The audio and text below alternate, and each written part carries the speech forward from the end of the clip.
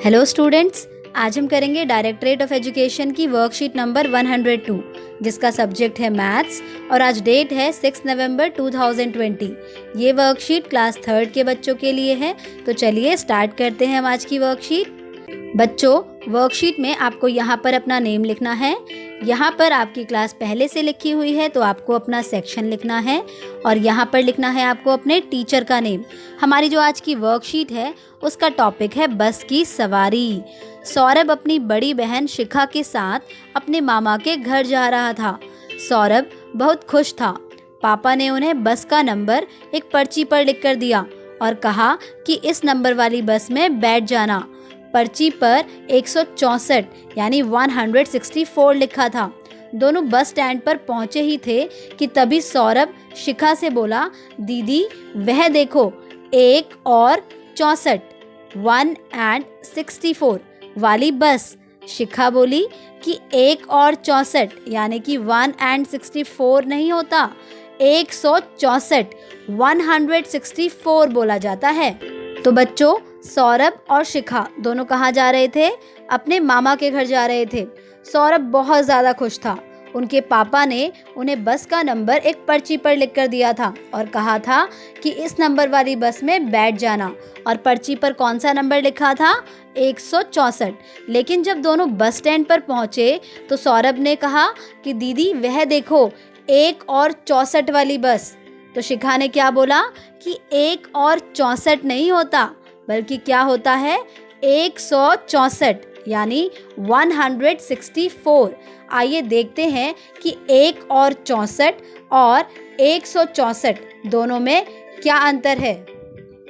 बच्चों, जब सौरभ ने बोला 1 and 64 तो इसका मतलब ये हुआ कि वहाँ पर दो नंबर्स की बात हो रही है। 1 एक अलग नंबर है और 64 एक अलग नंबर है। जबकि उनके पापा ने उन्हें जो पर्ची दी थी जिसमें कि बस का नंबर लिखा हुआ था वो एक अलग नंबर है और उसे हम कैसे पढ़ते हैं? 164। कैसे पढ़ते हैं? 164। ओके। शाम को घर वापस आकर शिखा ने सौरभ को कॉपी में 164 को खोलकर यानी एक्सपेंडेड फॉर्म में लिखकर दिखाया और सौरभ को समझाया कि यहाँ 1 का मतलब 1 नहीं बल्कि 100 है। तो हुआ ना 164 164। तो जब शाम को दोनों घर वापस आए तो शिखा ने क्या किया? सौरभ को कॉपी में 164 को खोलकर लिखकर दिखाया। आइए देखते हैं। देखिए, यहाँ पर लिखा है 164। तो शिखा ने इसे किस तरह से खोलकर लिखा? 100 60 4 164 164। और शिखा ने सौरभ को ये भी समझाया कि यहाँ पर ये जो 1 है इसका मतलब 1 नहीं है बल्कि इसका मतलब है 100। तो आइए समझते हैं कि यहाँ पर इस 1 का मतलब 100 कैसे है। 164 में जो 4 है वो कौन से प्लेस पर है? 1s प्लेस पर है। कौन से प्लेस पर है? 1s प्लेस पर। इसलिए इसका मतलब हुआ 4 into 1 is equals to 4। 4 into 1 is equals to 4। ऐसे ही जो 6 है वो कौन से प्लेस पर है? 10s प्लेस पर है। कौन से प्लेस पर है? 10s प्लेस पर है। इसलिए इसका मतलब हुआ 6 into 10 is equals to 60। 6 into 10 is equals to 60। और ऐसे ही जो हमारा 1 है वो कौन से प्लेस पर है? 100s प्लेस पर है। कौन से प्लेस पर है? 100s प्लेस पर है। इसलिए इसका मतलब हुआ 1 into 100 is equals to 100। 1 into 100 is equals to 100। बच्चों, अब आपको समझ में आया कि यहाँ पर 1 का मतलब 1 ना होकर के 100 क्यों है? तो बच्चों, इसे हम पढ़ेंगे 164। क्या पढ़ेंगे? 164 यानी कि 164। 164। प्रश्न 1। अब आप सौरभ की मदद करेंगे इन संख्याओं को खोलकर लिखने में। तो आओ बच्चों, अब हम सौरभ की मदद करते हैं। तो पहली संख्या कौन सी है? 278। कौन सी है? 278। तो इसे हम किस तरह से खोलकर लिखेंगे? 278।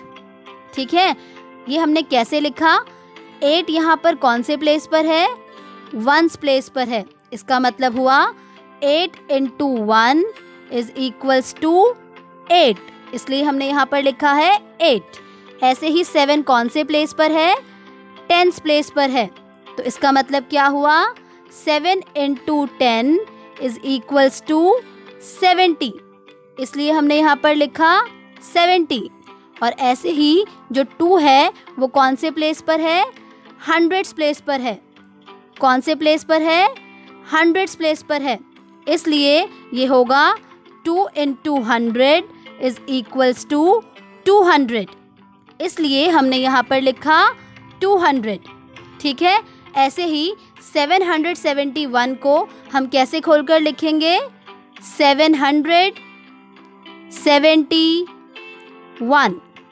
और ऐसे ही 593 को हम कैसे खोलकर लिखेंगे? 593।